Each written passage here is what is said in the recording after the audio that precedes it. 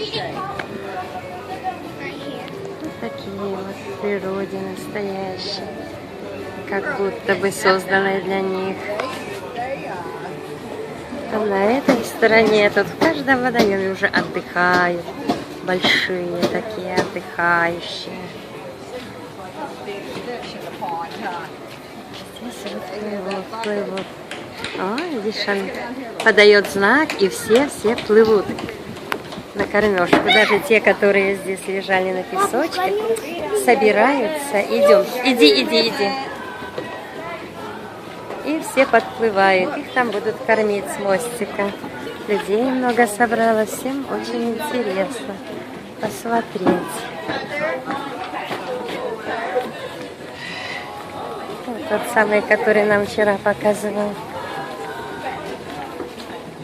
Маленького. Все фотографируют. Всем это очень интересно. Вот подплывают. Все подплывают. Вот оттуда плывут. Он в ладоши похлопал, и все плывут на обед. Смотри, как они приготовились. Да, они все готовятся уже в ожидании, довольные, счастливые, что сейчас их будут кормить. Сори.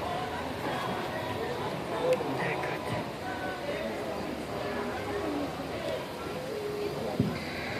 Alright, can everybody just fine? Yep, excellent. How you guys doing today? Good. Alright, that was a little embarrassing. Let's try that again. How you guys doing today? Good. Alright, that was a lot better. Well, my name is Jimmy, and this is the Alligator Adventure Alligator Feeding Show. I'm sure you guys are excited to get to start tossing your food out. But before I get started, got to go over some very important rules. Make sure everybody has a safe and fun experience as they go to the park. Now keep in mind, these are park-wide rules, so you can listen to them even after the show is over. First rule, we can't have anybody sitting or standing on these low wooden fences. They are nice and low to give you guys a great view of what's going on. But if you're sitting or standing on, someone bumps into you, you can fall between the fences and hurt yourself. Or worse, get stuck with the gators. They do look pretty hungry, so I definitely wouldn't recommend that. Second rule, we can't eat kids above adult shoulders for the exact same reason. I want your little ones falling and hurting themselves.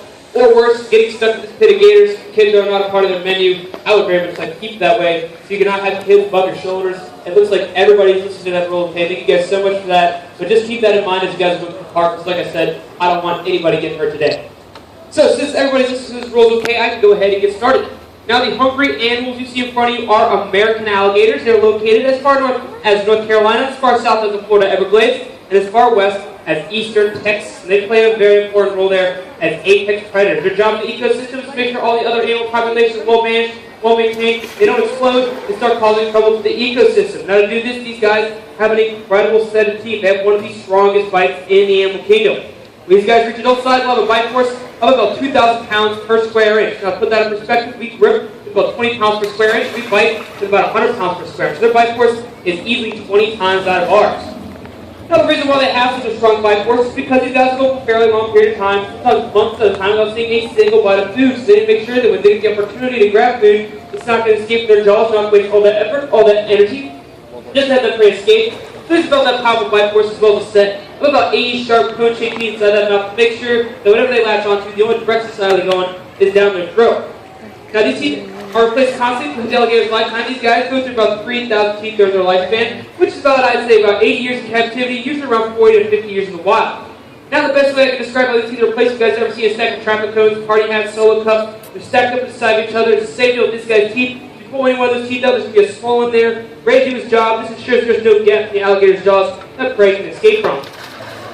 Now you guys might be wondering what I'm feeding these alligators today. This is actually raw, rotten chicken. Now you might be thinking to yourself, Jimmy, you jerk, you monster, why do you feed poor gators this nasty rotten food? Well, this is actually what they prefer in the wild for a number of reasons. One is obviously a lot easier to catch a dead chicken than a live one. And alligators, you guys can probably tell, are pretty lazy animals, don't like wasting their energy needlessly. So they'd much rather go to that dead chicken than that live one because it's obviously not going to be putting up as much of a fight. Now another reason why for dead animals over live ones is because this stuff gives off a pretty nasty odor. Obviously, we would never go anywhere near a dead chicken, let alone eat one. But to an alligator, this stuff smells like an all-you-can-eat buffet. This stuff to smell strong. They can take that dead animal from up to a mile away if it's downwind. So they can follow it, send all into its roast, grab it, then just pull it into the water. As opposed to live prey, which is obviously not giving off the strongest smell. It's a little bit more difficult for the alligator to track down. Now, one more reason why for dead animals are reliable is because this stuff is pretty much digested for the alligator. You can tell this stuff is very mushy, very gooey. The bacteria has done half the work for the alligator in terms of digestion. So it goes through the system a lot more smoothly, a lot more easily than, say, a live prey, which is a little bit more difficult for the alligator to digest. We'd much rather go to that dead animal, which is obviously going to be a lot easier for them to digest it.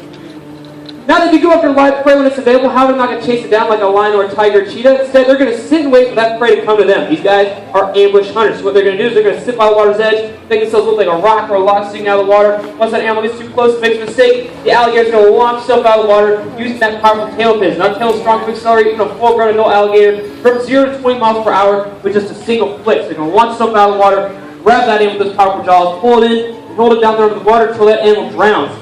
As you guys will point their breath anywhere between 45 minutes to an hour if they're active, so there's plenty of time to wait for that prey to drown. Now, you guys might notice that not every alligator is getting fed. Some are kind of sitting off the side, kind of sitting over on the riverbank over there, not really caring about what's going on. I assure you it's not because they're sick, it's not because they're dying or anything. It's probably because they aren't hungry. Alligators, like I said, go for months at a time without seeing any kind of food and are well adapted to do so. You guys might notice that they don't move around very much. This allows them to conserve very large amounts of energy. They're obviously not burning a lot of energy running around looking for food that might be nearby. So just kind of sitting in one spot waiting for the prey to come to them allows them to conserve very large amounts of energy. Now, more importantly, they are cold-blooded animals, meaning they don't waste any extra energy maintaining their body temperature. Us warm-blooded animals are obviously a lot more active. We're a lot more alert than an alligator. It takes a lot of energy for us to do that. It takes about 80%, and then we take in just to maintain our body temperature, just to make sure that we're happy, active, moving around. Pretty much takes all the food that we eat. So that's why we need to eat 3 times a day, 7 days a week, sometimes snacks in between, just to make sure that we're at that optimum 98.6 degrees body temperature. Now, this does come with a price. This means the alligator is only about as active as the outside temperature allows it to be. So when it does get cold here in South Carolina, believe it or not, it does actually get cold here in South Carolina. Sometimes in January it can drop below 30, 20 degrees sometimes. Now, to help cope with this, the alligator actually goes through a special semi-hibernation state called bromation. Now, during bromation, they're still active, they're still aware of their surroundings, it's still full-fledged hibernation, like, say, a bear or a squirrel, but they will not move unless it is absolutely necessary. If it is a life or death situation, or there's a warmer spot nearby, it's really the only time these guys are going to be motivated to move. Now, during this bromation period, they do not eat at all either because their metabolism is slowed down to a almost complete stop. Their heart rate drops maybe about 5 beats per minute. So to help cope with this, the alligator actually goes that entire month, or an entire fall period without seeing a single bite of food. South Carolina. The reason why is because they're not burning a lot of energy, obviously, so that food's not being used up. It's kind of sit in their stomach and make them extremely sick. It's just going to sit there and rot. And since we do love our alligators, we don't want them getting sick on us, we don't want them dying on us. You're free from feeding them during that entire bromation period, starting from about mid-November all the way to about early April. But these guys get fed almost constantly during the summertime, so they get plenty of fat reserves. Get to that bromation period with relatively little stress. Now, alligators are fairly social animals, as I can tell you, congregate some pretty decent-sized groups. It's not helping them convey their feelings to other alligators. They actually develop a pretty broad range of vocalizations. You guys can communicate with each other on a basic level through grunts, hisses, and bells and stuff. So you guys might have heard of hissing before. Hissing is kind of a way to let other animals and other alligators know that they are way too close and they should probably back off once they start getting violent. So that hissing is a warning sign to let other animals and other alligators know they need to back off. Now, during the mating season, which starts about, I'd say, the end of April all the way to about May, male alligators will bellow. Bellowing is a very loud, very low noise, typically done by male alligators. It's a demonstration of size. Usually the larger the male alligator is, the louder the bellow is going to be. So this really big fellow right here that was known for every little piece of food, that big guy right there, probably got a very loud, very low bell. Sounds scary to us, to a smaller male alligator. Sounds like a lion's roar or a jet engine taking off, letting everybody know this is their food, this is his girl, this is his territory, everyone else should back off. Now to us, the smaller male alligators, it sounds scary, but to a female alligator, he might as well be just